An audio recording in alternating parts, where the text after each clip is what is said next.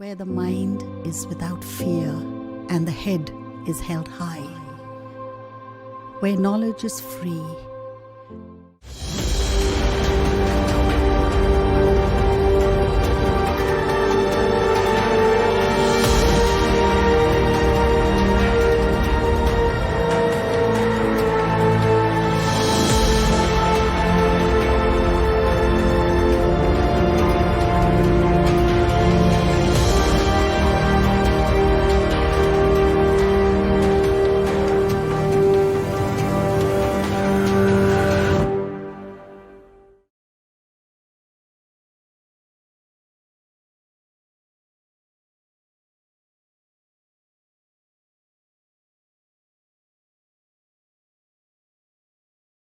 নমস্কার, আমার নাম ঝুম্পা কুণ্ডু। আমি মালদা বিভূতিভূষণ হাই স্কুলের রসায়নের শিক্ষিকা। পশ্চিমবঙ্গ সরকার এবং শিক্ষা দপ্তরের তরফ থেকে এই টেলিভাইজ ক্লাসগুলোর আয়োজন করা হয়েছে। আজকের ক্লাসে আমি সকল ছাত্রছাত্রীদেরকে স্বাগত জানাই। আজকে আমরা ক্লাস 12-এর রসায়নের একটি চ্যাপ্টার হ্যালো অ্যালকেন এবং হ্যালো অ্যারিনস শুরু করতে চলেছি। দেখো, যে অ্যালিফ্যাটিক হাইড্রোকার্বন রয়েছে বা অ্যারোমেটিক হাইড্রোকার্বন রয়েছে, তার একটি হাইড্রোজেন যদি হ্যালোজেন বা একটি বা একাধিক হাইড্রোজেন হতে পারে, সেক্ষেত্রে কি হচ্ছে, হ্যালোজেন দ্বারা যদি প্রতিস্থাপিত হয়, সেক্ষেত্রে আমরা যথাক্রমে যে যৌগটি পাই সেটা হচ্ছে অ্যালিফ্যাটিক হ্যালাইড বা হ্যালো অ্যালকেন বলে থাকি আমরা, বা অ্যারোমেটিক হ্যালাইড বা হ্যালো অ্যারিনস বলে থাকি আমরা। বোঝা গেল? তাহলে যদি আমরা কি করছি, প্রথমে যে যৌগটা নিচ্ছি সেটা হচ্ছে অ্যালিফ্যাটিক একটা, তুমি অ্যালকেন নাও, তাহলে অ্যালিফ্যাটিক অ্যালকেন বা অ্যারোমেটিক যে যৌগগুলো রয়েছে, অ্যারোমেটিক হাইড্রোকার্বন যে যৌগগুলি রয়েছে, সেগুলোতে কি হচ্ছে, এক বা একাধিক হাইড্রোজেন হ্যালোজেন পরমাণু দিয়ে যদি প্রতিস্থাপিত হচ্ছে, তাহলে আমরা হ্যালো অ্যালকেন বা আমরা হ্যালো অ্যারিনস ইত্যাদি যৌগগুলো পেয়ে যাচ্ছি। তাহলে দেখো, অ্যালকিল হ্যালাইড বা অ্যারাইল হ্যালাইড, এই হ্যালোজেন প্রতিস্থাপিত যে যৌগগুলো রয়েছে তাদেরকে আমরা একত্রে বলে থাকি হ্যালো হাইড্রোকার্বন। হ্যালো হাইড্রোকার্বন, ঠিক আছে? তাহলে এইখানে আমরা দেখতে পাচ্ছি, যদি আমরা অ্যালকিল হ্যালাইডটা যদি লক্ষ্য করে দেখি, সেক্ষেত্রে দেখতে পাচ্ছি হ্যালোজেন পরমাণুটা যে কার্বনের সাথে যুক্ত রয়েছে সেটা কিন্তু একটা sp3 হাইব্রিডাইজড কার্বন পরমাণু, এবং এইখানে অর্থাৎ অ্যারাইল হ্যালাইডের ক্ষেত্রে আমরা দেখতে পাচ্ছি হ্যালোজেন পরমাণুটা যে কার্বনের সাথে যুক্ত রয়েছে সেটা কিন্তু একটি অ্যারোমেটিক বলয়, অর্থাৎ কিন্তু একটা sp2 হাইব্রিডাইজড কার্বন পরমাণুর সাথে যুক্ত রয়েছে। তাহলে এই দুই ক্ষেত্রেই কিন্তু বন্ধনের প্রকৃতির কিন্তু বিভিন্নতার কারণে এদের কিন্তু মানে যে ধর্মগত পার্থক্য সেগুলো কিন্তু আমরা লক্ষ্য করতে পারবো। প্রথমে যদি আমরা শুরু করি, হ্যালো অ্যালকেন এবং হ্যালো অ্যারিনস যেগুলো রয়েছে তাদের আমরা যদি ক্লাসিফিকেশন কিভাবে করা হয় সেটা আগে আমরা যদি দেখি। ক্লাসিফিকেশন যদি আমরা দেখি, শ্রেণীবিভাগ, যদি ধরো যে হ্যালো হাইড্রোকার্বনটা রয়েছে তার মধ্যে যদি একটি হ্যালোজেন পরমাণু থাকে তাকে আমরা বলে থাকি মনো হ্যালো হাইড্রোকার্বন, দুটি থাকতে গেলে ডাই, তিনটি থাকতে গেলে ট্রাই, চারটি থাকতে গেলে টেট্রা, এই রকমভাবে কিন্তু তাদের নামকরণগুলো এসে থাকে, বা এই বিভিন্ন ধরনের কিন্তু তাদেরকে আমরা বিভিন্ন ভাগে ভাগ করে থাকি। কি অনুসারে না, এর একটি অণুর মধ্যে কতগুলো আমাদের হ্যালোজেন পরমাণু আছে তার ভিত্তিতে। এইবার যে হ্যালোজেন পরমাণুটি রয়েছে এটি যে কার্বন পরমাণুর সাথে যুক্ত রয়েছে, সেই কার্বন পরমাণুটার হাইব্রিডাইজেশনের বিভিন্নতা অনুসারে কিন্তু একে আরও বিভিন্ন ভাগে ভাগ করতে পারি। কীরকম ভাবে?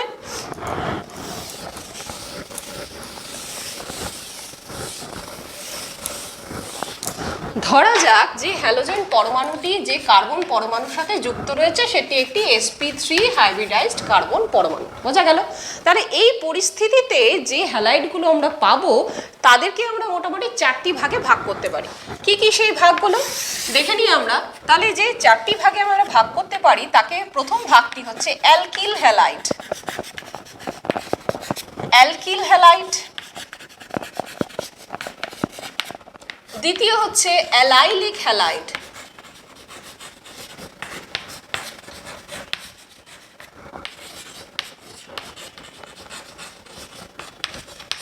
তৃতীয় হচ্ছে প্রোপারজিল হ্যালাইড।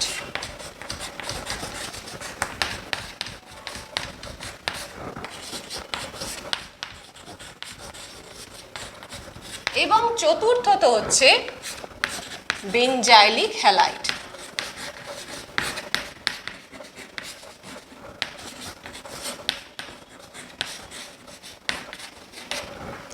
অ্যালাইলিক হ্যালাইড আমরা কাকে বলছি?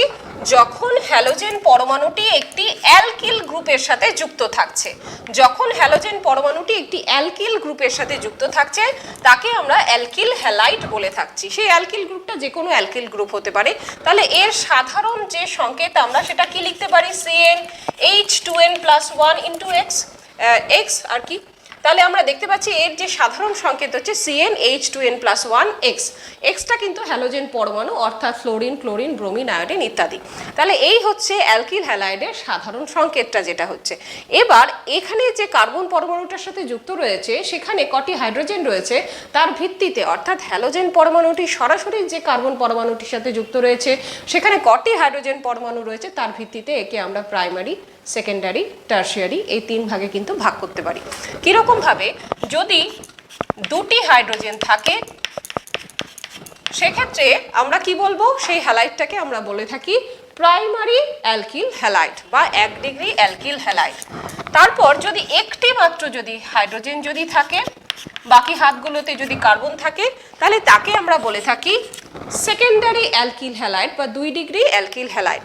যদি একটিও যদি হাইড্রোজেন না থাকে, সমস্ত হাতগুলো যদি কার্বন দ্বারা অধিকৃত থাকে, সেক্ষেত্রে সেই অ্যালকিল হ্যালাইডকে আমরা বলি টারশিয়ারি অ্যালকিল হ্যালাইড বা 3 ডিগ্রি অ্যালকিল হ্যালাইড। চলে আসি আমরা নেক্সট গ্রুপে। অ্যালাইলিক হ্যালাইড আমরা কাকে বলছি? অ্যালাইলিক হ্যালাইড কাকে বলছি? দেখো, যে হ্যালোজেন পরমাণুটি রয়েছে, যে sp3 হাইব্রিডাইজড কার্বন পরমাণুর সাথে যুক্ত রয়েছে, সেটি যদি একটি কার্বন কার্বন দ্বিবন্ধনের সাথে যুক্ত থাকে, অর্থাৎ সিস্টেমটা যদি, অর্থাৎ যে হ্যালোজেনটা রয়েছে সেটা যদি এই 3 নম্বর কার্বনটাকে আমরা কি বলে থাকি? Allylic carbon. তাহলে হ্যালোজেনটা যদি অ্যালাইলিক কার্বনের সাথে যুক্ত থাকে তাহলে তাকে আমরা বলে থাকি অ্যালাইলিক হ্যালাইড। ঠিক আছে? যেমন উদাহরণ হিসেবে আমরা ধরে নিতে পারি, এটা কি সাইক্লোহেক্সিন, এর যদি 3 নম্বর পজিশন 1 2 3, থার্ড পজিশনে আমরা ধরো ক্লোরিন নিয়েছি, তাহলে এটার নাম কি হচ্ছে? এটার নাম হচ্ছে ক্লোরোসাইক্লোহেক্সিন।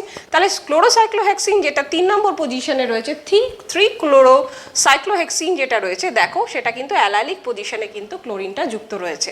তাহলে একে আমরা বলতে পারছি অ্যালাইলিক হ্যালাইড, যেখানে হ্যালোজেন পরমাণুটি অ্যালাইলিক কার্বনের সাথে যুক্ত রয়েছে। তারপর হচ্ছে প্রোপারজিল হ্যালাইড, অর্থাৎ হ্যালোজেন পরমাণুটি যে sp3 হাইব্রিডাইজড কার্বন পরমাণুর সাথে যুক্ত রয়েছে সেটা যদি অপর একটি কার্বন কার্বন ত্রিবন্ধনের সাথে যুক্ত থাকে তাহলে তাকে আমরা বলে থাকি প্রোপারজিল হ্যালাইড। ঠিক আছে? অর্থাৎ যে কোনো উদাহরণ নিতে পারো, ধরো তোমার কাছে এই যৌগটি রয়েছে, তাহলে এটার নাম কি হবে? 1 2 3 ক্লোরো প্রোপ 1 আইন। তাহলে এইটা হচ্ছে কিন্তু প্রোপারজিল হ্যালাইড। ঠিক আছে? বেনজাইলিক হ্যালাইড আমরা কাকে বলছি? বেনজাইলিক হ্যালাইড হচ্ছে যে তোমার বেনজিন যে রয়েছে, এই কার্বন পরমাণুটি একটি যে sp3 হাইব্রিডাইজড কার্বন পরমাণুর সাথে যুক্ত রয়েছে, সেই কার্বন পরমাণুটি যদি অপর একটি যদি তোমার অ্যারাইল গ্রুপের সাথে যুক্ত থাকে, সেই বেনজিন বলয়ের সাথে যদি যুক্ত থাকে, তাহলে তাকে আমরা বলবো বেনজাইলিক হ্যালাইড। যেমন তুমি এই যৌগটি চেনো, যেমন বেনজাইল ক্লোরাইড। ঠিক আছে? তাহলে এই রকমভাবে আমরা কিন্তু হ্যালোজেনের সাথে কার্বন পরমাণুটি যেটা যুক্ত রয়েছে সেটা যদি sp3 হাইব্রিডাইজড হয়, সেক্ষেত্রে হ্যালো হাইড্রোকার্বনগুলোকে আমরা 4টি ভাগে কিন্তু ভাগ করতে পারছি। প্রথমটাকে আমরা বললাম অ্যালকিল হ্যালাইড, যদি অ্যালকিল গ্রুপের সাথে যুক্ত থাকে। তারপর দ্বিতীয়টাকে আমরা বললাম অ্যালাইলিক হ্যালাইড, যদি একটা অ্যালাইল সিস্টেমের সাথে যে কার্বনটা রয়েছে সেই কার্বনের সাথে অ্যালাইলিক কার্বনের সাথে যদি যুক্ত থাকে। প্রোপারজিল হ্যালাইড কাকে বলছি? প্রোপারজাইলিক হ্যালাইডের কার্বনের সাথে যদি হ্যালোজেনটা যুক্ত থাকে। আর বেনজাইলিক হ্যালাইড হচ্ছে যদি বেনজাইল সিস্টেমের সাথে, অর্থাৎ CH2 অর্থাৎ যে রয়েছে sp3 হাইব্রিডাইজড কার্বনটা যদি সরাসরি একটি অ্যারোমেটিক গ্রুপের সাথে যুক্ত থাকে। তাহলে এই রকমভাবে আমরা কিন্তু 4 ভাগে ভাগ করলাম। এছাড়াও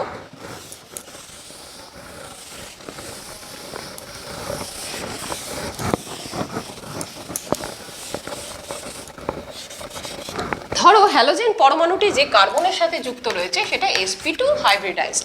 ঠিক আছে? সেই ক্ষেত্রে হ্যালো হাইড্রোকার্বনগুলোকে আমরা 2 ভাগে ভাগ করি। একটাকে বলি আমরা ভিনাইলিক হ্যালাইড,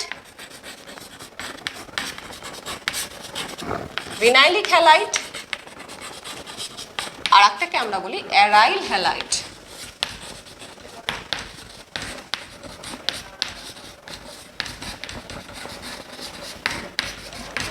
ভিনাইলিক হ্যালাইড মানে কি? হ্যালোজেন পরমাণুটি একটি সরাসরিভাবে কার্বন কার্বন ত্রিবন্ধন অর্থাৎ sp2 কার্বনের সাথে যুক্ত রয়েছে, তাহলে একে আমরা বলে থাকি ভিনাইলিক হ্যালাইড।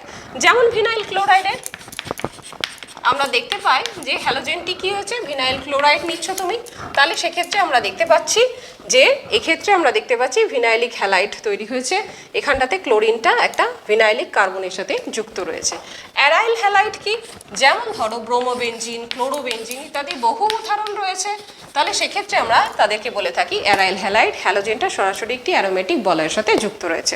তাহলে এই রকম ছাড়াও যদি কার্বনটা যদি একটা sp হাইব্রিডাইজড যদি কার্বনের সাথে যুক্ত থাকে, অর্থাৎ কার্বন কার্বন ত্রিবন্ধনের সাথে যদি সরাসরি যুক্ত থাকে, সেক্ষেত্রে কীরকম হবে, কার্বন কার্বন ত্রিবন্ধন, যেমন এখানে যেমন ক্লোরিন ধরো এটা, তাহলে সেক্ষেত্রে যেটা রয়েছে সেটাকে আমরা কি বলে থাকি, এটা হচ্ছে একটা ইথাইন, ঠিক আছে, তাহলে এটা কি হচ্ছে, এটার নাম হচ্ছে ইথাইন 1 ক্লোরো ইথ 1 আইন। তাহলে এই রকমভাবে কিন্তু এদের কিন্তু আমরা শ্রেণী বিভাগগুলো করে থাকি। এবার নেক্সট পয়েন্ট আমরা পড়বো নোমেনক্লেচার, নামকরণ। নামকরণ কিন্তু ক্লাস 11-এ তোমাদের হয়ে গেছে, আমি খুব সংক্ষেপে বলবো নামকরণটা। হ্যালো অ্যালকেন বা হ্যালো অ্যারিন, ঠিক আছে, এগুলোকে কিভাবে নামকরণ করা হয়, যে অ্যালকিল হ্যালাইডগুলো রয়েছে সেগুলোকে কিন্তু আমরা হ্যালো অ্যালকেন হিসেবে নামকরণ করে থাকি। যেমন প্রচলিত এই যৌগটির সাথে তোমরা খুব পরিচিত, একে আমরা প্রচলিত এর নাম কি, মিথাইল ক্লোরাইড, কিন্তু আইইউপিএসসি সিস্টেমে একে আমরা বলে থাকি কিন্তু ক্লোরোমিথেন। ঠিক একইভাবে ক্লোরো ইথেন, আগে তোমাকে এখানে হ্যালো অ্যালকেন হিসেবে কিন্তু এদের নামকরণগুলো করতে হবে। ঠিক একইভাবে একই হ্যালোজেন পরমাণু যদি কি থাকে, যদি একটি কার্বনের উপরেই যদি পরপর যুক্ত থাকে, অর্থাৎ একটি কার্বনের উপরেই যদি একই হ্যালোজেন পরমাণু যুক্ত থাকে, তাকে আমরা বলি জিএম ডাইহ্যালাইড, ঠিক আছে। আর যদি পাশাপাশি দুটো কার্বনে যদি একই হ্যালোজেন পরমাণু যুক্ত থাকে, তাকে আমরা বলে থাকি ভিসিনাল ডাইহ্যালাইড। তাহলে এই রকমভাবে আমরা এদের কিন্তু ডিভিশনগুলো কিন্তু করে থাকি। তাহলে এইভাবে ডাইহ্যালাইড যদি থাকে তার নামকরণগুলো তোমরা পড়বে।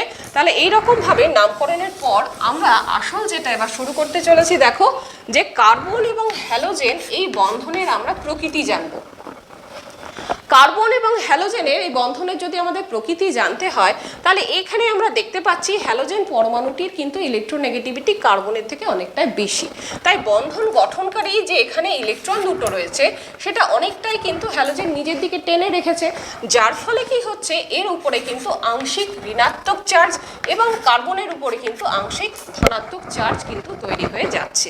তাহলে এই রকমভাবে বন্ধনটা কিন্তু পোলার প্রকৃতির হচ্ছে, ধ্রুবীয় প্রকৃতির হচ্ছে। এবার বিভিন্ন যদি আমরা হ্যালো অ্যালকেনগুলো তুলনা করি, ধরো কার্বন ফ্লোরিন থেকে কার্বন ক্লোরিন, কার্বন ব্রোমিন এবং কার্বন আয়োডিন, এই বিভিন্ন বন্ধনগুলোর যদি আমরা এবার বন্ড লেন্থ দেখি, বন্ড লেন্থ যদি দেখতে যাই, দেখো কি হচ্ছে, যদি সাইজ অফ দ্য অ্যাটম যদি তুমি বিচার করো, তাহলে সেক্ষেত্রে দেখতে পাবে যে ফ্লোরিনের থেকে আকার বড় কিন্তু ক্লোরিনের, তার থেকে কিন্তু ব্রোমিনের এবং তার থেকে কিন্তু আয়োডিনের। তাহলে কি হচ্ছে, যে সাইজ অফ দ্য অ্যাটম আমরা ধীরে ধীরে দেখতে পাচ্ছি কিন্তু নিচের দিকে বাড়ছে। তাহলে কার্বন আর ফ্লোরিন এই বন্ধনের তুলনায় যত আমরা একটা শ্রেণী বরাবর নিচের দিকে নামতে থাকবো, তত কি হবে, বন্ড লেন্থ ক্রমশ কিন্তু বাড়তে থাকবে। তাহলে বন্ড লেন্থ কিন্তু ইনক্রিজ করতে থাকবে নিচের দিকে। কিন্তু বন্ড লেন্থ যদি বাড়ে, তাহলে বন্ড এনথালপি কি হবে, বন্ড এনথালপি মানে কি, বন্ড ডিসোসিয়েশন এনার্জি বলতে পারো, বন্ড এনার্জি বলতে পারো, যেটা একটা বন্ধন কতটা, তার স্ট্রেংথ কতটা, এটাই মেজার যেটা করছে সেটা হচ্ছে বন্ড এনথালপি। তাহলে আমরা দেখতে পাচ্ছি একটা বন্ডের লেন্থ যদি ক্রমশ বাড়তে থাকে, তাহলে কি হচ্ছে, দুটো নিউক্লিয়াস কিন্তু ওই বন্ধন গঠনকারী ইলেকট্রন দুটো থেকে ক্রমশ দূরে থাকছে। যত তোমার দৈর্ঘ্য বাড়ছে তত কিন্তু ওই ভ্যালেন্স ইলেকট্রন যেটা বন্ধন গঠনে অংশগ্রহণ করছে তার থেকে দূরে চলে যাচ্ছে। তার ফলে কি হচ্ছে, বন্ধন দৈর্ঘ্য যত বাড়ছে কিন্তু বন্ড এনথালপি কিন্তু তত ধীরে ধীরে ধীরে ধীরে কমতে থাকছে। তাহলে এখানটাতে আমরা দেখতে পাচ্ছি এখানটাতে কিন্তু ডিক্রিজ করে যাচ্ছে, এখানটাতে কিন্তু আমরা দেখতে পাচ্ছি কিন্তু ডিক্রিজ করছে। বন্ড এনথালপি কি হচ্ছে, নিচের দিকে আমরা একটা গ্রুপ বরাবর যদি নিচের দিকে নামি, তাহলে আমরা দেখতে পাচ্ছি বন্ড লেন্থ যেহেতু বাড়ছে, তাই বন্ড ডিসোসিয়েশন এনার্জি বা বন্ড এনথালপি আমরা দেখতে পাচ্ছি কিন্তু ধীরে ধীরে ধীরে ধীরে এখানটাতে নিচের দিকে কমে যাচ্ছে। এইবার আমরা যদি ডাইপোল মোমেন্ট যদি আলোচনা করি, ডাইপোল মোমেন্টের ক্ষেত্রে কি হয়,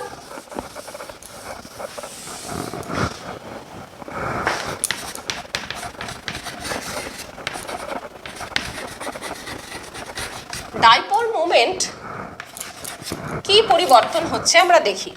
ডাইপোল মোমেন্ট দেখো, ফ্লোরিনের ইলেকট্রোনেগেটিভিটি ক্লোরিনের থেকে বেশি, তার ক্লোরিনের ইলেকট্রোনেগেটিভিটি আবার ব্রোমিনের থেকে বেশি, আবার ব্রোমিনের ইলেকট্রোনেগেটিভিটি কিন্তু আয়োডিনের থেকে বেশি, অর্থাৎ ইলেকট্রোনেগেটিভিটি নিচের দিকে বাড়ছে, নিচের দিকে কমছে। তার নিচের দিকে যদি কমে, অর্থাৎ ফ্লোরিনের যদি সব থেকে বেশি ইলেকট্রোনেগেটিভিটি হয়, তাহলে সেক্ষেত্রে কি হবে, এর ইলেকট্রোনেগেটিভিটি বেশি, ঠিক আছে।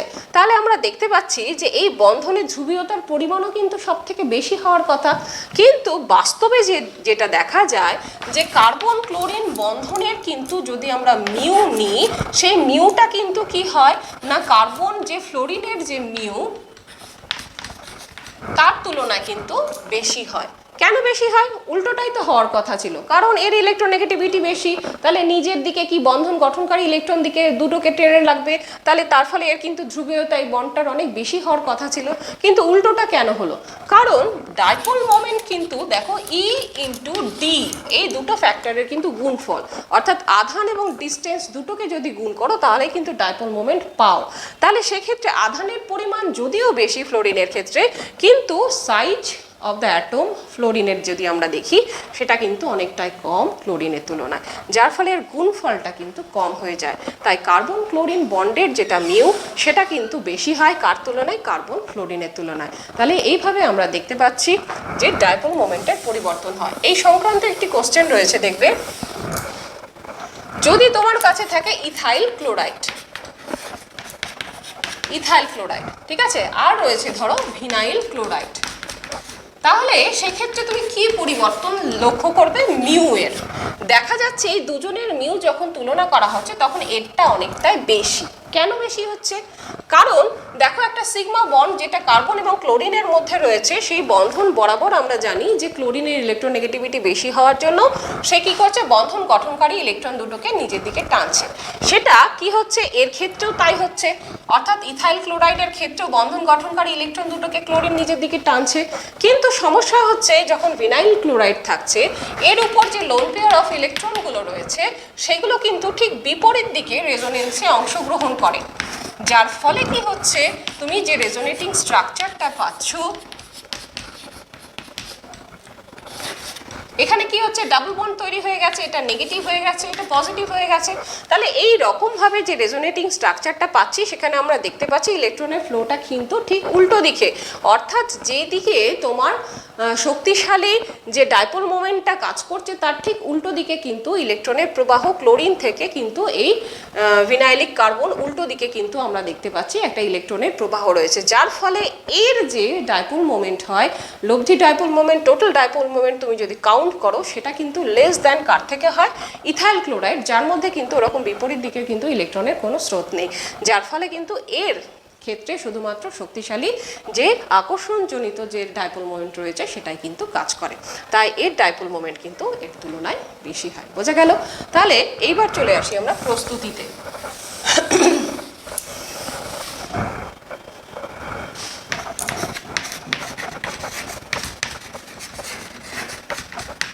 প্রিপারেশন, আমরা যদি হ্যালো অ্যালকেনের যদি প্রিপারেশনগুলো দেখি, যে হ্যালো অ্যালকেন তুমি কি কি ভাবে তৈরি করতে পারবে। হ্যালো অ্যালকেন দেখা যাচ্ছে বিভিন্নভাবে তৈরি করা যায়। তুমি অ্যালকোহল থেকেও হ্যালো অ্যালকেন তৈরি করতে পারো,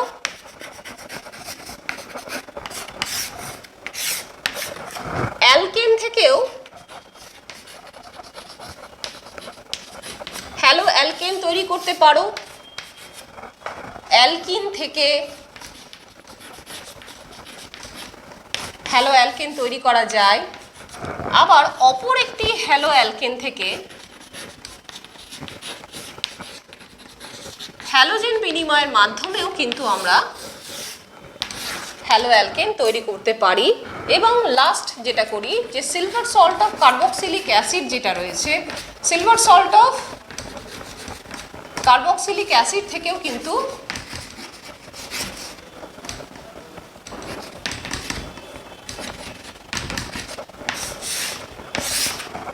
আমরা হ্যালো অ্যালকেন কিন্তু তৈরি করতে পারি। তাহলে এই রকম বিভিন্নভাবে কিন্তু হ্যালো অ্যালকেন আলটিমেটলি আমাদেরকে তৈরি করতে হবে। তাহলে বিভিন্ন পথে তৈরি করা যায়। তুমি অ্যালকোহল থেকে হ্যালো অ্যালকেন 4টি পদ্ধতির মাধ্যমে তৈরি করতে পারছো। অ্যালকিন থেকে হ্যালো অ্যালকেন প্রস্তুত করা তোমরা 11এই পড়েছো। অ্যালকিন থেকেও হ্যালো অ্যালকেন তৈরি করা তোমরা 11এই পড়েছো।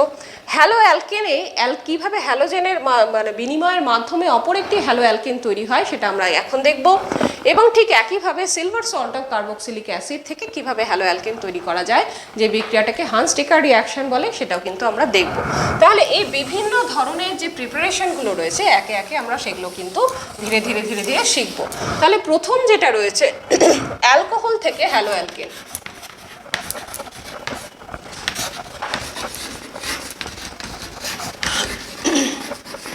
কিভাবে আমরা তৈরি করতে পারি?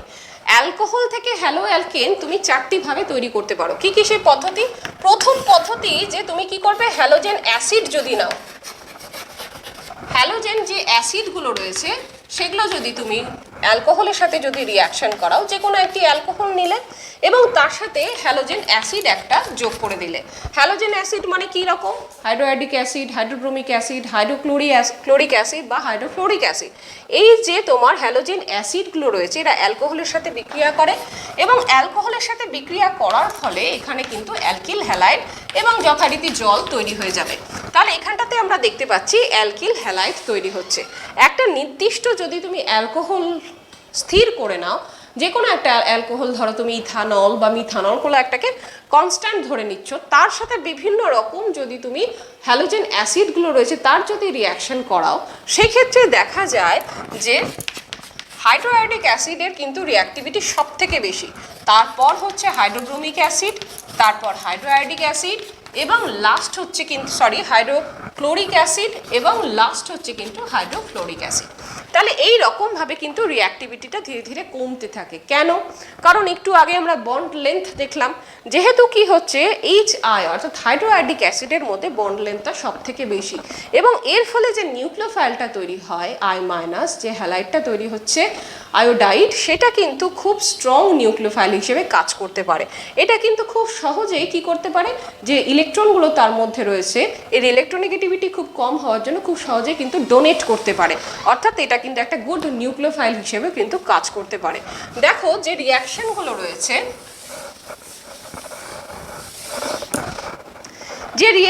রয়েছে, সেটা বিভিন্নভাবে হয়। ঠিক আছে, কিরকম ভাবে? যেমন ধরে নিই আমরা যে 1 ডিগ্রি অ্যালকোহল নিলাম, 1 ডিগ্রি অ্যালকোহল নাও বা কোনো মিথানল তুমি নিয়ে নিচ্ছ, যাই নাও না কেন, ধরো তুমি ইথানল নিয়েছো, ঠিক আছে, এর মধ্যেই যখন তুমি হ্যালোজেন অ্যাসিড তুমি দিচ্ছ, হ্যালোজেন অ্যাসিডটা দিতে গেলে একটা প্রোটোনেটেড অ্যালকোহল ফার্স্টে তৈরি হবে, অর্থাৎ এই যে জলের যে লোন পেয়ারটা আছে সেটা নিবে এবং একে নিউক্লিওফাইল হিসেবে ছেড়ে দেবে, যার ফলে তুমি যে যৌগটি পাচ্ছ সেটা কিন্তু একটা প্রোটোনেটেড অ্যালকোহল তৈরি হয়ে যাচ্ছে। এখন এই প্রোটোনেটেড যে অ্যালকোহলটা তৈরি হচ্ছে এটা নিউক্লিওফাইলের সাথে কিভাবে যুক্ত হবে তার 2টি পথ রয়েছে। তাহলে এখানে কি হচ্ছে, আসল যে কাজটা হচ্ছে সেটা হচ্ছে কি একটা নিউক্লিওফাইল অ্যাডিশন হচ্ছে এবং সেটা একটা অংশকে কেটে বাদ দিয়ে দিচ্ছে, অর্থাৎ একটা অংশ যুক্ত হচ্ছে এবং একটা অংশকে কিন্তু বাতিল করে দিচ্ছে। তাহলে এই ধরনের বিক্রিয়াগুলোকে আমরা বলে থাকি কিন্তু প্রতিস্থাপন বিক্রিয়া বা সাবস্টিটিউশন রিঅ্যাকশন। এর 2টি পথ রয়েছে, নিউক্লিওফিলিক সাবস্টিটিউশন ইউনিমলিকুলার আর নিউক্লিওফিলিক সাবস্টিটিউশন বাইমলিকুলার। দেখো যখন তুমি 1 ডিগ্রি অ্যালকোহল নিচ্ছ, 1 ডিগ্রি অ্যালকোহল নিতে গেলে কি হচ্ছে না, 1 ডিগ্রি অ্যালকোহল নিতে গেলে যে নিউক্লিওফাইলটা রয়েছে, যেমন এক্ষেত্রে আমাদের ক্লোরাইড রয়েছে, সেটা কি করবে, লিভিং গ্রুপের ঠিক উল্টো দিক থেকে অ্যাটাক করে, লিভিং গ্রুপের ঠিক উল্টো দিক থেকে কার্বনকে অ্যাটাক করে এবং একে জল হিসেবে বার করে দেয়। তাহলে দেখো এইখানটাতে আমরা দেখতে পাচ্ছি যে ক্লোরাইডটা রয়েছে এখানে সেটা কার্বনকে অ্যাটাক করলো এবং সেখান থেকে জল বার করে দিল। তাহলে এই ধরনের বিক্রিয়াকে বলে থাকি আমরা SN2 রিঅ্যাকশন, যেটা একটা 1 স্টেপ প্রসেস। একটা স্টেপেই নিউক্লিওফাইল যুক্ত হচ্ছে এবং লিভিং গ্রুপটাকে কিন্তু বার করে দিচ্ছে, 1 স্টেপ প্রসেস। একে বাইমলিকুলার নিউক্লিওফিলিক সাবস্টিটিউশন কেন বলছি সেটা বোঝা গেল, যেহেতু এটা একটা নিউক্লিওফাইল যুক্ত হচ্ছে এবং এটা একটা সাবস্টিটিউশন রিঅ্যাকশন, একটা অংশ কেটে বাদ দিয়ে দিচ্ছে, তাহলে আমরা বোঝা গেল নিউক্লিওফিলিক সাবস্টিটিউশন কেন। কিন্তু বাইমলিকুলার কেন হচ্ছে, কারণ রিঅ্যাকশন ইকুয়েশন যখন দেখা গেল পরীক্ষার মাধ্যমে নির্ণয় করা গেল, তখন দেখা যাচ্ছে যে রেট অফ দ্য রিঅ্যাকশন কিন্তু দুটো কনসেন্ট্রেশনের উপরেই কিন্তু ডিপেন্ড করছে।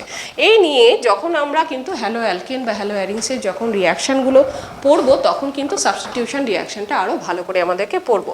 এখন প্রিপারেশনে একটুখানি দেখে রাখো যে যেমনভাবে আমরা এখানে যদি ক্লোরিন যুক্ত হয় তাহলে সেক্ষেত্রে আমরা দেখতে পাচ্ছি যে যৌগটি উৎপন্ন হচ্ছে সেটা কিন্তু ক্লোরো ইথেন হচ্ছে।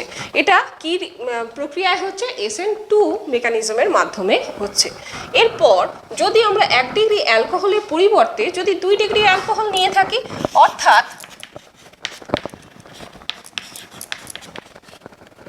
এখানে ধরো একটি H রয়েছে, এটা আমাদের 2 ডিগ্রি অ্যালকোহল, সেক্ষেত্রেও আমরা দেখব যখনই আমরা এর মধ্যে হ্যালোজেন অ্যাসিড দিয়ে দিই সেটা থেকে কি হবে? প্রোটোনেটেড আগে প্রোটোনেটেড তোমার যে ইয়েটা রয়েছে অ্যালকোহল রয়েছে সেটা তৈরি হয়ে যাবে, অর্থাৎ CH3H, এবং এটা প্রোটোনেটেড হয়ে গেছে, এটা পজিটিভ হয়ে গেছে। তাহলে আর একটা পথের কথা বলছিলাম আমরা, সাবস্টিটিউশন রিঅ্যাকশন। এবার সেই পথটার সেই 2 স্টেপ প্রসেসটা কিন্তু ফলো হয়, যে সেখানটাতে কি হচ্ছে? প্রথমে এখানে OH2 যে গ্রুপটা আছে সেটা লিভিং গ্রুপটা ফার্স্টে কিন্তু বেরিয়ে যায়। কেন বেরিয়ে যাচ্ছে বিশদে আলোচনা করব আমরা পরে, এখন খালি এটুকু জেনে রাখো যে যখন এটা বেরিয়ে যাচ্ছে এর ফলে যে কার্বোক্যাটায়নটা তৈরি হচ্ছে CH3CH3H পজিটিভ, অর্থাৎ এটা কিন্তু একটা 2 ডিগ্রি কার্বোক্যাটায়ন। দেখো 3 ডিগ্রি কার্বোক্যাটায়নের স্টেবিলিটি সব থেকে বেশি আমরা হাইপার কনজুগেশন দিয়ে বলতে পারি, যে তার হাইপার কনজুগেটিভ যে স্ট্রাকচারগুলো রয়েছে অনেক বেশি সেখানে আমরা দেখতে পাই যে রয়েছে। তাহলে সেক্ষেত্রে কি হচ্ছে? 3 degree carbocation is more stable than 2 degree than 1 degree, বোঝা যাচ্ছে? তাহলে যার ফলে কি হচ্ছে? 2 ডিগ্রি এবং 3 ডিগ্রি যে অ্যালকোহলগুলো রয়েছে তারা কিন্তু এই কার্বোক্যাটায়ন তৈরি করার মাধ্যমে কিন্তু প্রোডাক্ট দেয়। তাহলে এখানে কার্বোক্যাটায়নটা তৈরি হয়ে যাওয়ার পরে নেক্সট তোমার কি করবে? নিউক্লিওফাইলটাকে নেবে সেকেন্ড স্টেপে, এবং নেওয়ার পর কিন্তু তোমার প্রোডাক্ট দিয়ে দেবে। এইরকমভাবে কিন্তু 2 স্টেপ প্রসেসে কিন্তু তুমি প্রোডাক্ট পাচ্ছ। তাহলে আমরা যদি একটা নির্দিষ্ট যদি অ্যালকিল হ্যালাইড যদি পেতে যদি একটা নির্দিষ্ট যদি আমরা হ্যালোজেন অ্যাসিড নিয়ে নিই, যেমন এক্ষেত্রে আমরা HCl নিয়েছি, তাহলে HCl একটা নির্দিষ্ট যদি হ্যালোজেন অ্যাসিড নিয়ে নিই, তার ক্ষেত্রে বিভিন্ন অ্যালকোহলের যখন রিঅ্যাক্টিভিটি আমরা দেখছি সেটা কীরকম হচ্ছে? 3 ডিগ্রি, তারপর 2 ডিগ্রি, তারপর 1 ডিগ্রি। কারণ 3 ডিগ্রি 2 ডিগ্রি থেকে কেন বেশি হয়? কারণ আমরা দেখলাম যে কার্বোক্যাটায়নের যে স্টেবিলিটি সেটা 3 ডিগ্রির বেশি হয় বলে। এখন 2 ডিগ্রির থেকে 1 ডিগ্রি কেন বেশি হয়? কারণ SN2 রিঅ্যাকশন রেটের থেকে কিন্তু SN1 রিঅ্যাকশনের রেট অনেক বেশি হয়, যার ফলে কি হচ্ছে? এই হচ্ছে তোমার বিভিন্ন অ্যালকোহল যেগুলো রয়েছে তার কিন্তু রিঅ্যাকশনের অর্ডারটা আমরা বললাম। নেক্সট হচ্ছে গ্রুপস প্রসেস। গ্রুপস প্রসেসে কি করা হচ্ছে? যে অ্যালকোহলটা তুমি নিচ্ছ সেই অ্যালকোহলটা কি হচ্ছে? অ্যালকোহলটা অনার্দ্র zinc chloride, anhydrous zinc chloride না হয়, অনার্দ্র জিঙ্ক ক্লোরাইডের উপস্থিতিতে এর সঙ্গে কি করা হচ্ছে? HCl কে বিক্রিয়া করানো হচ্ছে। HCl এখানে কিন্তু হাইড্রোজেন ক্লোরাইড গ্যাস। তাহলে হাইড্রোজেন ক্লোরাইড গ্যাসকে কি করা হচ্ছে? অনার্দ্র জিঙ্ক ক্লোরাইডের উপস্থিতিতে যখন অ্যালকোহলের সাথে বিক্রিয়া করানো হচ্ছে তখন সেখান থেকে কিন্তু অ্যালকিল হ্যালাইড তৈরি হয়ে যাচ্ছে। তাহলে এইখান থেকে এই যে অ্যালকিল হ্যালাইড তৈরি হলো, এটা কিভাবে হয়? না এইখানেও কিন্তু আমরা বারবার বলে রাখি এই যে OH গ্রুপটা, OH গ্রুপ কিন্তু নিজে নিজে লিভিং গ্রুপ হিসেবে বেরিয়ে যেতে পারে না, এর ইনিশিয়েশনের প্রয়োজন। কীরকম? একে তোমাকে যেমন করেই হোক না কিন্তু একটা গুড লিভিং গ্রুপে আগে কনভার্ট করতে হবে। এর আগে হ্যালোজেন অ্যাসিডগুলোর ক্ষেত্রে আমরা দেখলাম এখানটাতে OH2 প্লাস হয়ে যাচ্ছিল, যেটা একটা গুড লিভিং গ্রুপ। তাহলে এই ক্ষেত্রে কি করা হচ্ছে? গ্রুপস প্রসেসে অ্যানহাইড্রাস জিঙ্ক ক্লোরাইড যখনই তুমি দিচ্ছ, এই জিঙ্কটা এই OH এর সাথে কিন্তু একটা কমপ্লেক্স তৈরি করছে, যেটা কিন্তু প্লাস হিসেবে একে বেরোতে সাহায্য করে। ঠিক আছে, এবার এই প্রসেসটা তুমি যে করছো এখানে কিন্তু অবশ্যই একটা 1 ডিগ্রি অ্যালকোহল থাকলে সুবিধে, কারণ যখনই 2 ডিগ্রি বা 3 ডিগ্রি হয়ে যায় তখনই কিন্তু সমস্যাটা তৈরি হতে থাকে। কীরকমভাবে? যদি তুমি নিওপেন্টাইল যদি অ্যালকোহল নাও, নিওপেন্টাইল অ্যালকোহল যদি আমরা নিই সেক্ষেত্রে কীরকমভাবে বিক্রিয়াটি হয় আমরা দেখি। যদি এর মধ্যে যখনই তুমি HCl দেবে তাহলে এখান থেকে কি পাওয়ার কথা? নিওপেন্টাইল ক্লোরাইড পাওয়ার কথা, কিন্তু বাস্তবে দেখা যায় যে এখান থেকে কিন্তু নিওপেন্টাইল ক্লোরাইড পাওয়া যায় না, সেখানটাতে রিঅ্যারেঞ্জমেন্টের মাধ্যমে কিন্তু অন্য প্রোডাক্ট পাই আমরা। কেন হচ্ছে এরকম? কারণ হচ্ছে ওই কার্বোক্যাটায়নের স্টেবিলিটি। তাহলে ফার্স্টে তোমার প্রোটোনেটেড অ্যালকোহল তৈরি হয়ে যাবে, তাহলে যেটা তৈরি হয়ে যাচ্ছে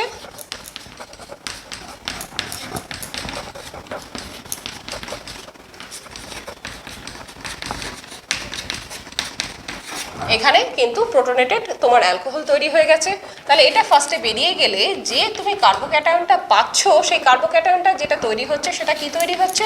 CH3 CH3 CH3 CH2 plus.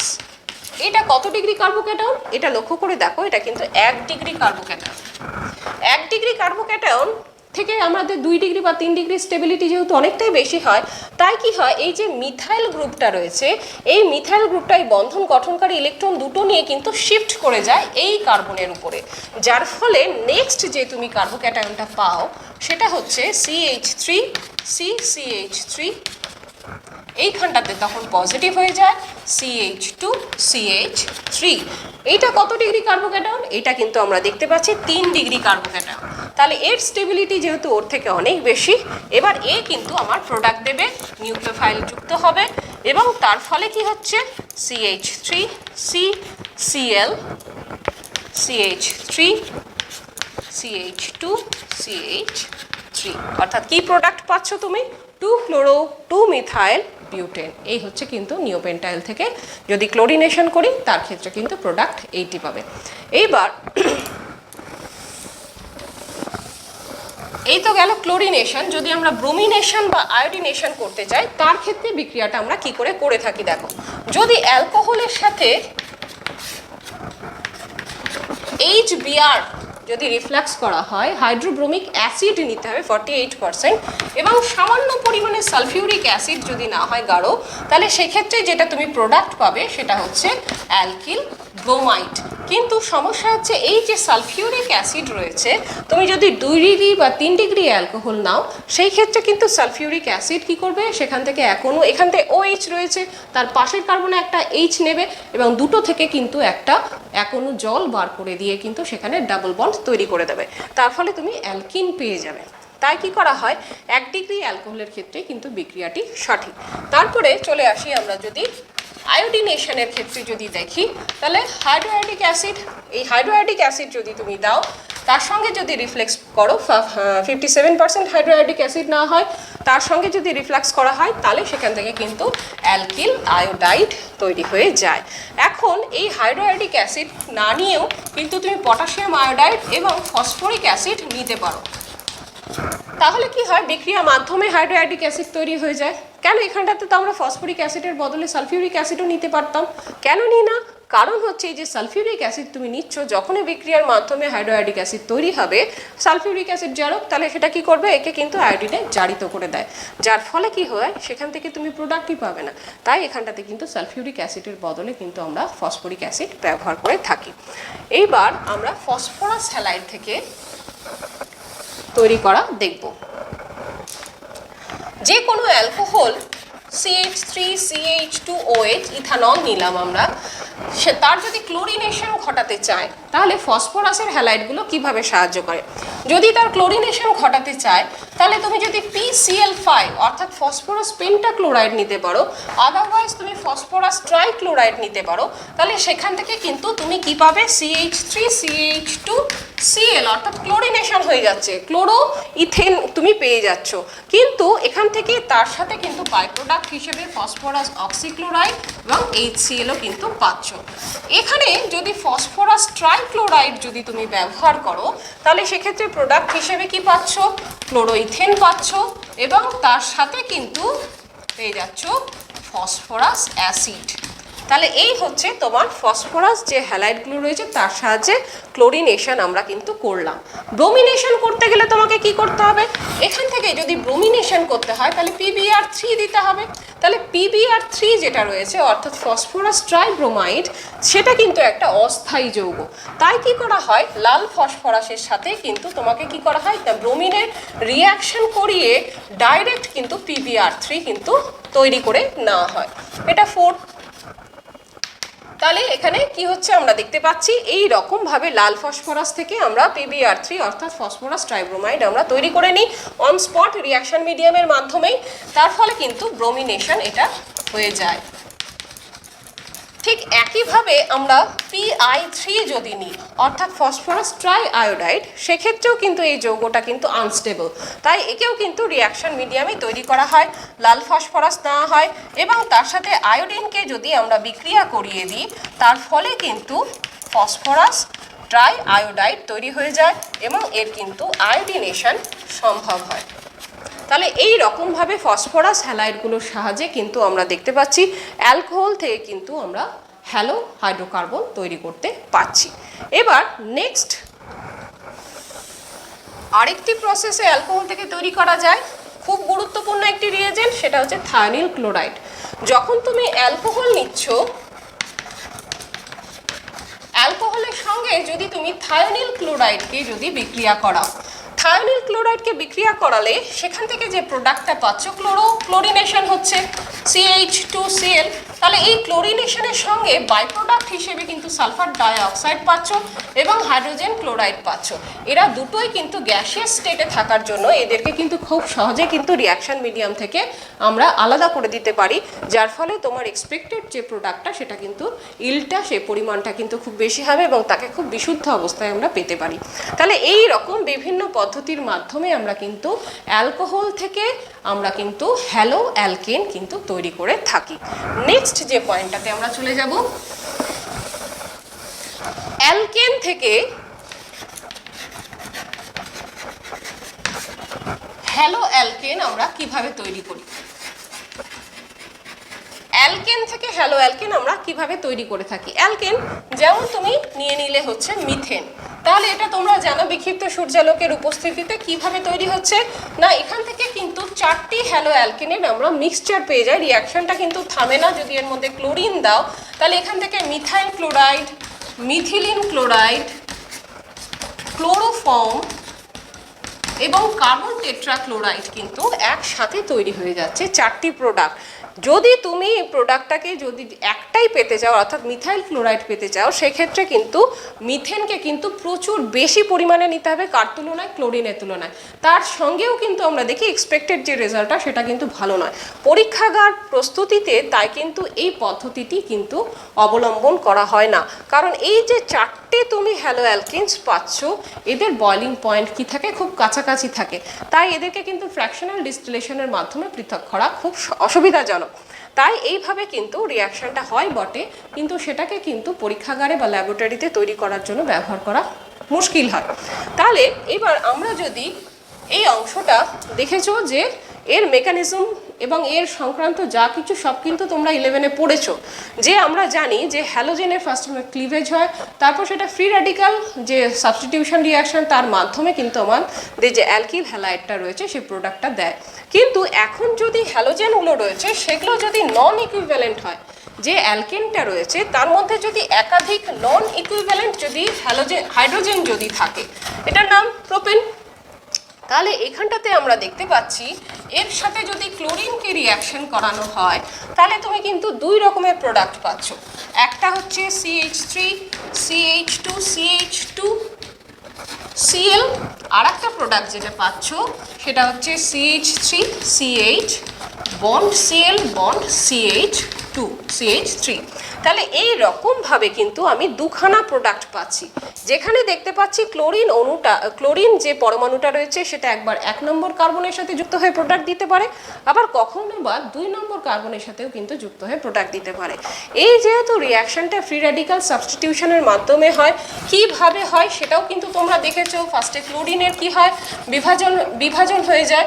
বিভাজন হয় কি না ফ্রি র্যাডিক্যাল, অর্থাৎ একটা কিন্তু ইলেকট্রনের কিন্তু মাধ্যমে এখান থেকে দুটো কিন্তু ক্লোরিন র্যাডিক্যাল তৈরি হয়ে যায়।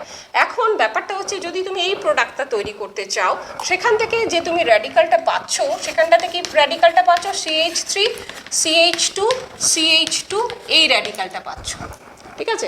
এবার নেক্সট যদি এখান থেকে যদি একটি হাইড্রোজেন তোমার নেয় তাহলে সেক্ষেত্রে কি হচ্ছে, এই ক্লোরিনটা যেটা ক্লিভেজ হচ্ছে সেটা কি হচ্ছে এই বন্ধনের হাইড্রোজেনের সাথে একটা ইলেকট্রন দিলে বা এখানে কিন্তু তোমার র্যাডিক্যালটা তৈরি করে দিচ্ছে, যার ফলে যে তুমি র্যাডিক্যালটা পাচ্ছ CH বন্ড CH3 অর্থাৎ এইখানে এই কার্বনটার উপরে কিন্তু র্যাডিক্যালটা তৈরি হচ্ছে। তাহলে এটা কিন্তু একটা 1 ডিগ্রি ফ্রি র্যাডিক্যাল হচ্ছে, এটা কিন্তু 2 ডিগ্রি ফ্রি র্যাডিক্যাল হচ্ছে। তাহলে এর স্টেবিলিটি এর থেকে বেশি, তাই যে প্রোডাক্টটা পাবে সেক্ষেত্রে কিন্তু আমরা 2 ডিগ্রি যে 2 নম্বর যে প্রোডাক্টটা আছে সেটার পরিমাণটা বেশি হয় কার তুলনায়, 1 নম্বর প্রোডাক্টের তুলনায়। এক্ষেত্রে ডিফারেন্সটা খুব অল্পই থাকে, 55% এটা তৈরি হয় এবং এটা দেখা যায় 45% তৈরি হয়। এই একই রিয়াকশন যদি আমরা ব্রোমিন হ্যালোজেনের উপস্থিতিতে করি তাহলে ঠিক একইভাবে 1 ব্রোমোপ্রোপেন পায় এবং 2 ব্রোমোপ্রোপেন পায়, কিন্তু পরিমাণের ক্ষেত্রে কিন্তু বিস্তর পার্থক্য দেখা যায়। সেখানে দেখা যায় যে মেজর প্রোডাক্টটা সেটা কিন্তু 98% তৈরি হয়ে যাচ্ছে। কারণ কি, ব্রোমিনের সাথে রিয়াকশন একেতে স্লো প্রসেস, ক্লোরিনের থেকে রিয়াকশন রেট কম, দ্বিতীয় হচ্ছে যে এই রিয়াকশানে ব্রোমিন যেটা আমরা ব্যবহার করছি এর সিলেক্টিভিটি কিন্তু ভেরি হাই, যার ফলে কি হয় ব্রোমিন যেটা স্টেবল ফ্রি র্যাডিক্যাল আমরা দেখতে পাচ্ছি সেটার সাথে কিন্তু বেশি বেশি করে যুক্ত হয়ে 98% কিন্তু মেজর প্রোডাক্টটাই দেয়। ঠিক আছে, তাহলে এইগুলো কিন্তু তোমাদের জানা। যাই হোক,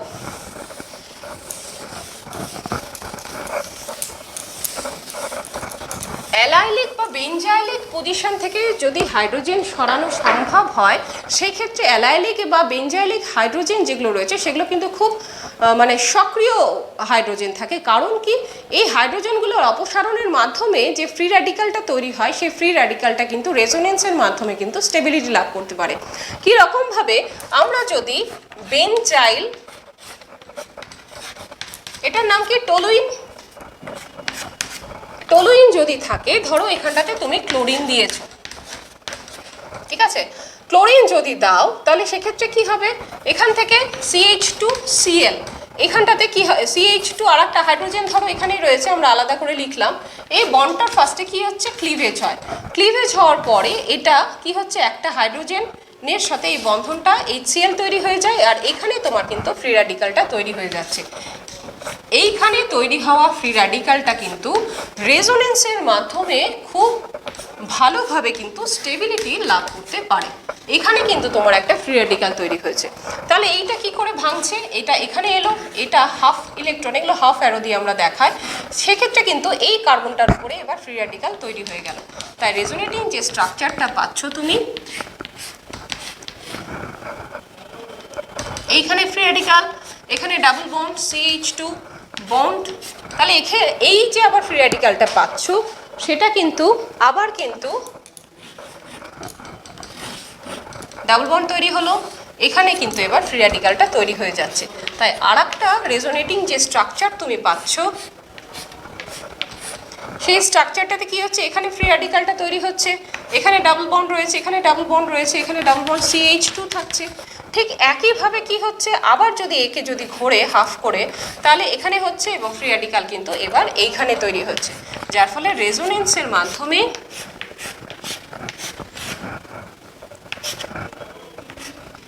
এইখানে ফ্রি র্যাডিক্যাল তৈরি হচ্ছে, এখানে ডাবল বন্ড CH2 তৈরি হয়ে যাচ্ছে। তাহলে এতগুলো কিন্তু তুমি রেজোনেটিং স্ট্রাকচার পাচ্ছ।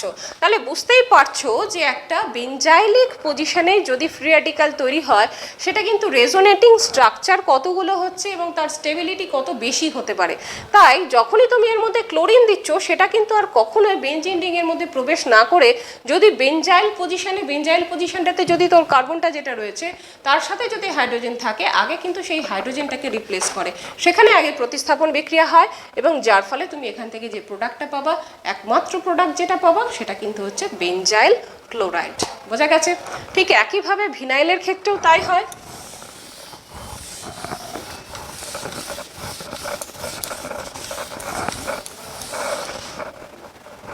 যদি তোমার কাছে ভিনাইল সিস্টেম, যদি তোমার অ্যালাইল সিস্টেম থাকে, ভিনাইল নয় অ্যালাইল সিস্টেম যদি থাকে, তাহলে সেক্ষেত্রে কি হচ্ছে, ধরো double bond CH2CH bond CH3, এইখানটাতে যখন তুমি ক্লোরিন দিচ্ছ তখন ঠিক একইভাবে কি হচ্ছে না, এখানটাতে তোমার যে র্যাডিক্যালটা তৈরি হচ্ছে সেখানটাতে ধরো আমরা এভাবে একটা ভেঙে লিখলাম, তাহলে এখানটাতে আবার কি হচ্ছে, ক্লোরিনের যদি ক্লিভেজ হয় তাহলে সেক্ষেত্রে আমরা দেখতে পাবো যে ক্লোরিনের ক্লিভেজের ফলে এই হাইড্রোজেনটা এখানটাতে হাফ দিয়ে এখানে কিন্তু তৈরি হয়ে যাচ্ছে, যার ফলে এখানে কিন্তু তোমার ফ্রি র্যাডিক্যাল তৈরি হচ্ছে CH2 double bond CH bond CH2 radical. তাহলে এই র্যাডিক্যালটাও কিন্তু ঠিক একইভাবে কিন্তু রেজোনেন্সের মাধ্যমে কিন্তু স্টেবিলিটি লাভ করে, যার ফলে যে রেজোনেটিং স্ট্রাকচারটা তুমি পাচ্ছ CH ডাবল বন্ড CH2, এটা কিন্তু হচ্ছে র্যাডিক্যাল। তাহলে এই রকমভাবে দুটো কিন্তু তুমি রেজোনেটিং স্ট্রাকচার পাচ্ছ। এর ফলে কিন্তু অ্যালাইলিক পজিশন থেকেই কিন্তু তোমার ক্লোরিন যুক্ত হবে।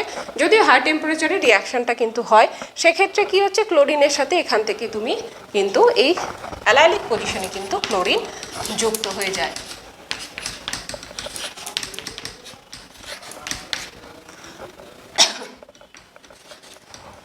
বোঝা গেছে তাহলে এখান থেকে কি প্রোডাক্ট পাওয়া যাচ্ছে? তাহলে এইভাবে কিন্তু আমরা অ্যালাইলিক পজিশনে কিন্তু ক্লোরিন যুক্ত হয়ে যায়। এইবার যদি তোমার আয়োডিন যখন যুক্ত হচ্ছে একটি অ্যালকেনের সঙ্গে, আয়োডিন যদি তোমার যুক্ত হয় একটি অ্যালকেনের সাথে, ধরো যে কোনো অ্যালকেন নিয়ে নিয়েছি আমরা, তার সাথে যখন আয়োডিন যুক্ত হচ্ছে, এই আয়োডিন যুক্ত হওয়ার যে বিক্রিয়াটি সেটি কিন্তু ধরো এখানটাতে আমরা মিথেনই নিয়েছি সাপোজ, তাহলে মিথেন যদি নিয়ে থাকি এই আয়োডিন তার সাথে বিক্রিয়া করছে, যার ফলে মিথাইল ক্লোরাইড হচ্ছে এবং তার সাথে আয়োডিন যুক্ত হয়ে মিথাইল আয়োডাইড হয়ে যাচ্ছে এবং ঠিক একইভাবে এর সাথে কিন্তু HI অর্থাৎ হাইড্রোয়াইডিক অ্যাসিড তৈরি হচ্ছে। এই হাইড্রোয়াইডিক অ্যাসিড যে তৈরি হওয়া এই সম্মুখ বিক্রিয়াটি যেটা রয়েছে হাইড্রোয়াইডিক অ্যাসিড তৈরি হচ্ছে, যেহেতু এটা একটা ধীর গতিতে ঘটে থাকা একটা রাসায়নিক বিক্রিয়া এবং এখানে কি হচ্ছে সম্মুখ বিক্রিয়ায় হাইড্রোয়াইডিক অ্যাসিড যেটা তৈরি হচ্ছে ওটা কিন্তু মিথাইল আয়োডাইডের সাথে এগেন তার সাথে রিয়াকশন করে অপোজিট ডাইরেকশনে সম্মুখ বিক্রিয়ার ঠিক উল্টো প্রোডাক্টে একে কিন্তু মিথেনে কিন্তু কনভার্ট করে যায়। তাই তোমাকে যদি এখান থেকে যদি আয়োডো মিথেন যদি তৈরি করতে হয় সেক্ষেত্রে কিন্তু এটাকে কিন্তু বের করতে হবে রিয়াকশন মিডিয়াম থেকে, যার জন্য রিয়াকশন মিডিয়ামে কিন্তু আয়োডিক অ্যাসিড দেওয়া যেতে পারে কিংবা মার্কিউরিক অক্সাইড দেওয়া যেতে পারে কিংবা কিন্তু নাইট্রিক অ্যাসিডও কিন্তু যোগ করা যেতে পারে।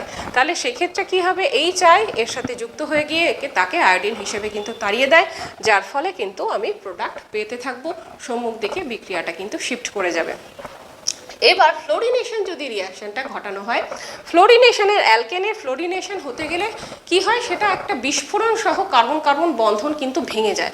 রিয়াকশন রেট এত বেশি থাকে যে তাকে কিন্তু কন্ট্রোল করা যায় না, তাই রিয়াকশন রেটটা একটু কমানোর জন্য সেখানে কিন্তু ফ্লোরিনের সাথে নিষ্ক্রিয় গ্যাস কিন্তু মিশিয়ে দেওয়া যায়, বা যেমন আর্গন হতে পারে, যেমন নাইট্রোজেন হতে পারে।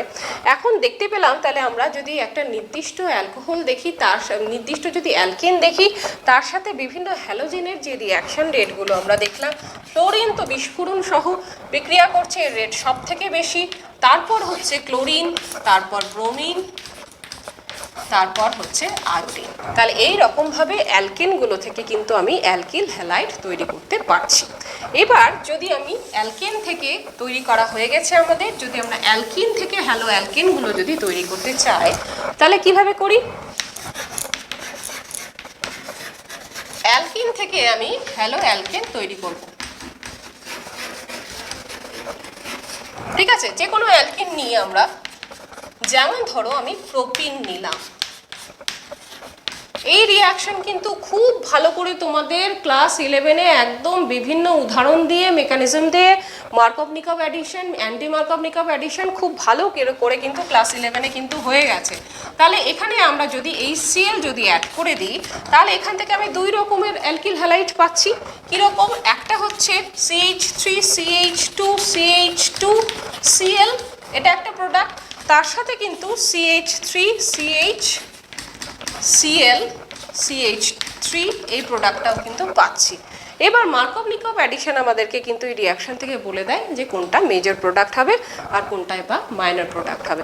এখন এখানে যদি আমাদের HBr এর সাথে রিয়াকশন করাই সেই একই প্রোডাক্ট হবে, কিন্তু পারক্সাইডের প্রেজেন্সে যদি HBrকে রিয়াকশন করায় সেই ক্ষেত্রে কিন্তু আমরা অ্যান্টি মার্কভ-নিকভের প্রোডাক্ট পেয়ে থাকি। এটা তোমাদের কিন্তু জানা রিয়াকশন।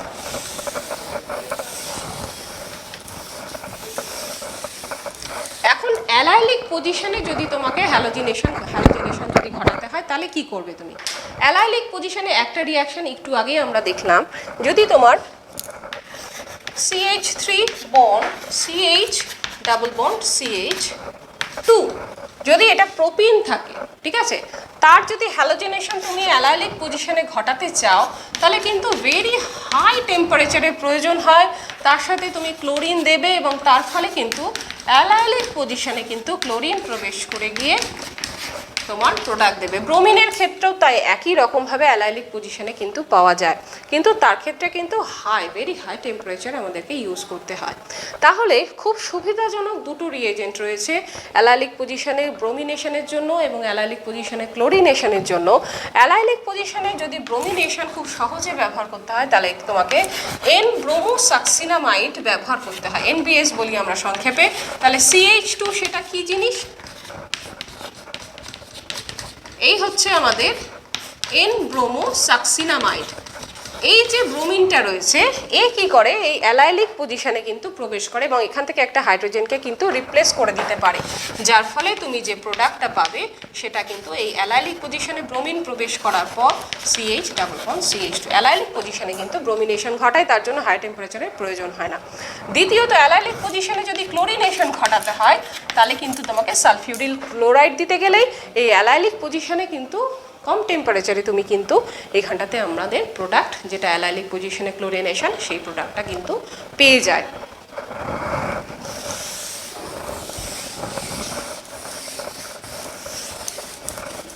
এবার হচ্ছে হ্যালোজেনের এক্সচেঞ্জের মাধ্যমে, ঠিক আছে, ফিঙ্কেলস্টেইন রিঅ্যাকশনটা কি? সেখানটাতে কি করা হয় যে একটা যদি ক্লোরো অ্যালকেন একটা যদি ব্রোমো অ্যালকেন নাও, আমাদের তো খুব সহজে আয়োডো অ্যালকেন তৈরি করতে পারছি না, বিভিন্ন রিঅ্যাকশনে এগুলোতেই আমরা উদাহরণে দেখতে পেয়েছি। যদি আমাকে এখানে আয়োডো অ্যালকেন তৈরি করতে হয়, আয়োডো অ্যালকেন কি করতে হবে, সেখানে হ্যালোজেনের বিনিময়ের বিক্রিয়াগুলোতে আমরা কিন্তু চলে যাই, যেটাতে আমাদের আয়োডিনের যখন করি আমরা তাকে আমরা বলে থাকি ফিঙ্কেলস্টাইন রিঅ্যাকশন। কি করা হয়, সেখানে ক্লোরো বা ব্রোমো অ্যালকেন ব্যবহার করা হয়। ধরো ক্লোরো অ্যালকেন যদি আমরা ব্যবহার করি সেই ক্ষেত্রে কি করা হয়, এখানটাতে অ্যাসিটোনের মধ্যে ডিজলভ করা হয়। অ্যাসিটোনের মধ্যে কি না হয়, অ্যাসিটোনের মধ্যে কিন্তু তোমাকে সোডিয়াম আয়োডাইড না হয়। সোডিয়াম আয়োডাইড নিয়ে যখন রিঅ্যাকশনটা ঘটানো হয় তখন কি হয়, এখান থেকে ক্লোরিনকে রিপ্লেস করে ওখানে কিন্তু আয়োডিন চলে যায়। খুব গুরুত্বপূর্ণ একটি বিক্রিয়া, যে সহজে যেখানে আমরা আয়োডিন তৈরি করতে পারি না সেক্ষেত্রে কিন্তু আমরা ক্লোরিনকে রিপ্লেস করার জন্য আয়োডিনকে প্রবেশ করানোর জন্য কিন্তু ফিঙ্কেলস্টেইনের এই রিঅ্যাকশনটা কিন্তু করে থাকি। ঠিক একইভাবে ফ্লোরিনকেও প্রবেশ করানোর জন্য কিন্তু আমরা সোয়ার্চ রিঅ্যাকশনের অংশগ্রহণ করি। সেখানটাতে কি হয়, কতগুলো অজৈব ফ্লোরাইডের আমরা যদি ব্যবহার করি সেক্ষেত্রে কিন্তু ক্লোরো অ্যালকেন বা ব্রোমো অ্যালকেনের সাথে তোমাকে কি করতে হবে, একে রিপ্লেস করতে হবে হ্যালোজেন, এবং তার ফলে কিন্তু এইরকম করে কিন্তু আমরা ফ্লোরো অ্যালকেন কিন্তু পেয়ে যাই। ঠিক আছে, লাস্ট আর একটা রিঅ্যাকশন রয়েছে, সেটা হচ্ছে হান্স-ডিকার রিঅ্যাকশন।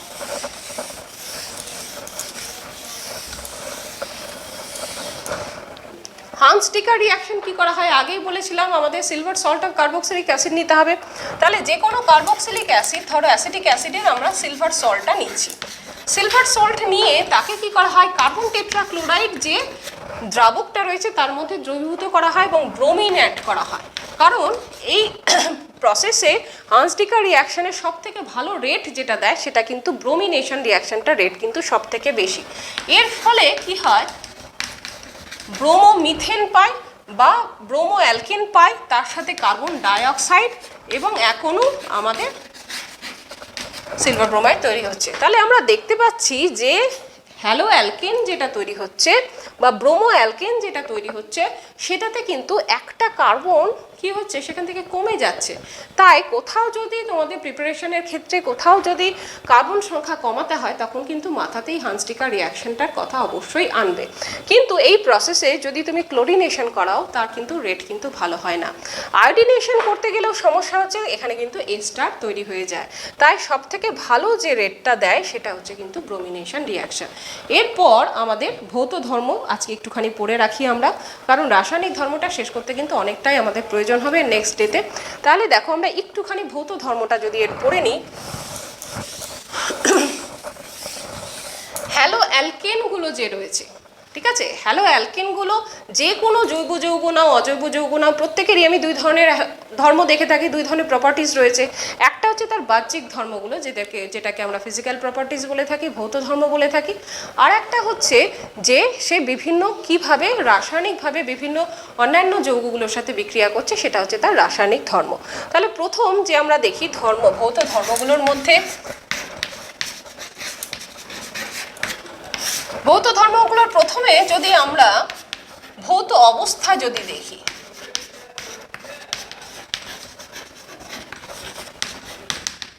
ভৌত অবস্থা কঠিন, তরল, গ্যাসীয়, এটা হচ্ছে ভৌত অবস্থা। দেখা যাচ্ছে যাদের লোয়ার মলিকুলার ওয়েট থাকছে, যে সমস্ত হ্যালো অ্যালকেনগুলো, তাদের ক্ষেত্রে তো আমরা জানি যে মলিকুলারিটি যত বাড়তে থাকে তত সেটা কিন্তু গ্যাস থেকে তরল এবং তরল থেকে কঠিনের দিকে এগোতে থাকে।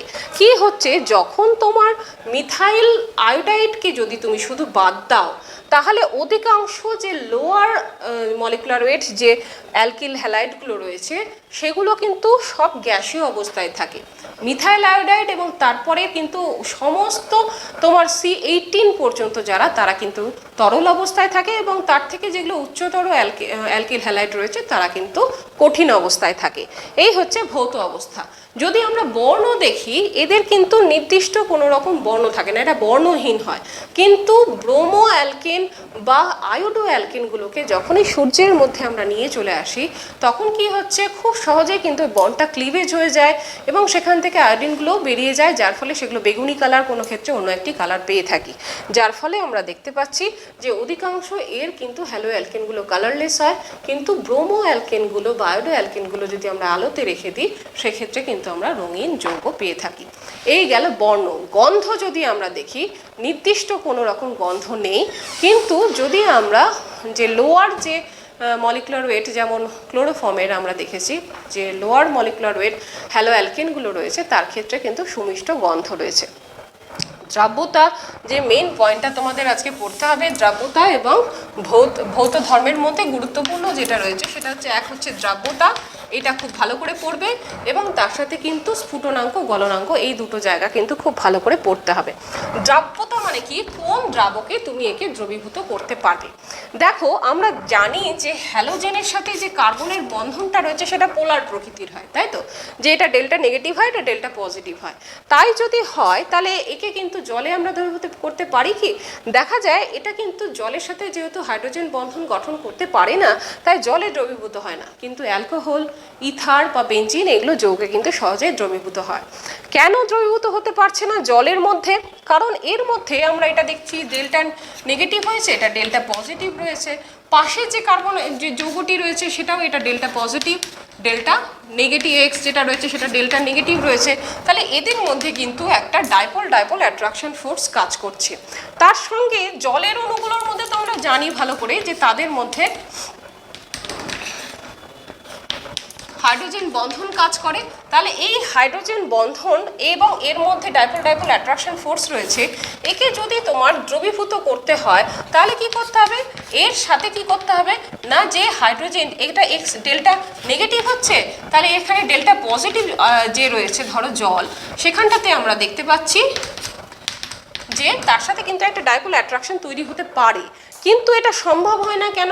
কারণ এটা তৈরি হতে গেলে এই দুটোর কিন্তু ওভারকাম করতে হবে। অর্থাৎ এখানে দ্বিমেরু ভ্রামক এবং এখানে কিন্তু হাইড্রোজেন বন্ধন ভাঙতে হবে। অর্থাৎ বন্ধন ভাঙতে গেলে বা অ্যাট্রাকশন ফোর্স থেকে তাকে দূরে সরাতে গেলে অনেকটা এনার্জির দরকার, যেটা কিন্তু এটা সাপ্লাই করতে পারে না, যার ফলে কিন্তু এটা সম্ভব হয় না। তাই এই যৌগগুলো কিন্তু জলে দ্রবীভূত হয় না।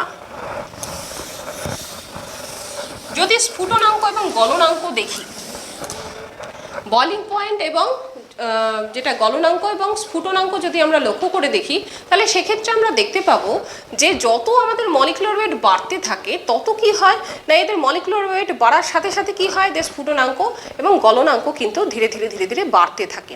কিন্তু দেখা যায় যে কিভাবে বাড়ছে না, যদি তুমি সম কার্বন পরমাণু যুক্ত যদি অ্যালকেন নাও, এদের মধ্যে কিন্তু খুব দুর্বল ভ্যান ডার ওয়াল অ্যাট্রাকশন ফোর্স কাজ করছে, ঠিক আছে, এবং ডাইপোল যেটা অ্যাট্রাকশন রয়েছে সেটাও খুব দুর্বল। তাই এদের কিন্তু যে বয়লিং পয়েন্ট বা স্ফুটনাঙ্ক বা তোমার গলনাঙ্ক মেল্টিং পয়েন্ট যেটা রয়েছে সেটা যে খুব হাই তা নয়। কিন্তু কারণ কি, কারণ এটা যদি হাই নয়, কারণ এই দুটো বলই কিন্তু দুর্বল প্রকৃতির। কিন্তু তুলনামূলকভাবে যদি এদের রেসপেক্টিভ যে প্যারেন্ট হাইড্রোকার্বনগুলো রয়েছে তার সাথে যদি তুলনা করো তার থেকে কিন্তু বেশি, কিন্তু ওদের কিন্তু মানে তুলনামূলকভাবে অনেকটাই কম যেহেতু যে ক্লোরিন বা ব্রোমিন বা আয়োডিন যেগুলো রয়েছে সেখানে যে ডাইপোল যে মোমেন্টগুলো রয়েছে সেগুলো কিন্তু অ্যাট্রাকশন ফোর্সটা কম থাকে। এইবার দেখো যদি আমরা হ্যালোজেন যদি রেখে যদি বিভিন্ন হ্যালোজেনগুলো একটাই অ্যালকিল গ্রুপ রাখলাম, ধরো মিথাইলের সঙ্গে এবার আমি বিভিন্নভাবে একবার আয়োডাইড, মিথাইলের সঙ্গে যুক্ত রয়েছে ধরো ব্রোমিন, মিথাইলের সাথে যুক্ত রয়েছে ধরো ক্লোরিন এবং মিথাইলের সাথে যুক্ত রয়েছে ধরো ফ্লোরিন। এই বিভিন্ন বন্ধনগুলো যে রয়েছে, ঠিক আছে, এর মলিকুলার ওয়েট খুব বেশি হচ্ছে, যার ফলে কি হচ্ছে এর ক্ষেত্রে গলনাঙ্ক বা স্ফুটনাঙ্ক কিন্তু অনেক বেশি হবে, ঠিক আছে। কার তুলনায়? তাহলে ধীরে ধীরে আমরা দেখতে পাবো কিন্তু আয়োডিনের দিকে কিন্তু বাড়বে, ঠিক আছে। ঠিক একইভাবে যদি তুমি এই অ্যালকেনগুলো যদি তুমি চেঞ্জ করতে থাকো, যেটা রয়েছে সেটাকে যে কোনো একটা রেখে দাও, অ্যালকিল গ্রুপটাকে বিভিন্ন রকম করো কিন্তু হ্যালোজেনটাকে একই রাখো, তাহলে সেক্ষেত্রে আমরা দেখতে পাচ্ছি C2 যদি হয় তাহলে এখানে কি হচ্ছে 2 দুগুণে 4 একে 5 অ্যালকিল হ্যালাইড। ঠিক একইভাবে C3 3 দুগুণে 6 যোগ 1 7 Cl। তাহলে এই রকমভাবে আমরা দেখতে পাবো নিচের দিকে যত মলিকুলার ওয়েট বাড়ছে তত কিন্তু এটা বাড়তে থাকবে, এদের কিন্তু বয়লিং পয়েন্ট কিন্তু বাড়তে থাকছে। ঠিক একইভাবে যে কোনো যদি তুমি দেখো যে শাখাযুক্ত যদি থাকে অর্থাৎ সমাবয়ব যদি আমরা লক্ষ্য করি, ধরো নর্মাল পেন্টেন যেটা রয়েছে CH3 CH2 CH2 CH2 CH2 Cl 1 2 3 4 5 chloride, ঠিক আছে। তাহলে এটাকে আমরা কি বলি? পেন্টাইল ক্লোরাইড, নর্মাল পেন্টাইল ক্লোরাইড বলছি। তার যেটা তোমার বয়লিং পয়েন্ট যেটা পাবে, এখানে যদি ক্রমাগত যদি শাখা তৈরি হতে থাকে, ব্রাঞ্চ যদি ক্রিয়েট হতে থাকে, ধরো CH3 এর আইসো পজিশনে তুমি একটা তুমি ব্রাঞ্চ পেলে, সেখান থেকে ক্রমশ কি হচ্ছে 1 2 3টে হয়ে গেছে, এই 4 নম্বর, এই 5 নম্বর, এটা 6 নম্বর। এবার যদি নিওতে চলে যাও তুমি CH3 এর যে বিভিন্ন আইসোমারগুলো রয়েছে তাদের ক্ষেত্রে আমরা কি দেখতে পাচ্ছি, তার যদি বয়লিং পয়েন্টটা যদি আমরা তুলনা করি তাহলে সেক্ষেত্রে আমরা দেখতে পাবো 1 2 3 4 5 এবং এখানে ক্লোরিন। তাহলে নর্মাল পেন্টেনের ক্ষেত্রে তুমি যে বয়লিং পয়েন্টটা পাবে আইসোর ক্ষেত্রে দেখা যাচ্ছে সেটা কমে যাচ্ছে এবং নিওর ক্ষেত্রে সেটা দেখা যাচ্ছে আরও কমে যাচ্ছে। কেন হচ্ছে? কারণ এর কিন্তু সারফেস এরিয়া অনেক বেশি, যার ফলে এর অণুগুলোর মধ্যে অ্যাট্রাকশন ফোর্স অনেক বেশি। তাই তোমাকে বয়েল করতে গেলে কি করতে হবে? এদের অণুগুলোকে একে অপরের থেকে অনেক দূরে আনতে হবে। সেই ক্ষেত্রে অ্যাট্রাকশন ফোর্স অনেক বেশি থাকার জন্য এর বয়েলিং পয়েন্ট কিন্তু বেশি হয়। এখন যত তোমার এখানে ব্রাঞ্চ বাড়তে থাকছে তত কি হচ্ছে, এর যে আকারটা সেটা বেলুন আকার থেকে কিন্তু ক্রমশ কিন্তু স্ফেরিক্যাল আকার নিয়ে নিচ্ছে, যার ফলে কিন্তু সারফেস এরিয়া ক্রমশ কমতে থাকছে, যার ফলে কিন্তু বয়েলিং পয়েন্টও ক্রমশ কমতে থাকবে। তাহলে আজকে আমরা মোটামুটি এভাবে ভৌত ধর্মগুলো আজকে এখানে শিখে নিলাম। এর পরের দিন কিন্তু রাসায়নিক ধর্মে আমরা চলে যাব। আজকে এই অবধি থাকলো। নমস্কার।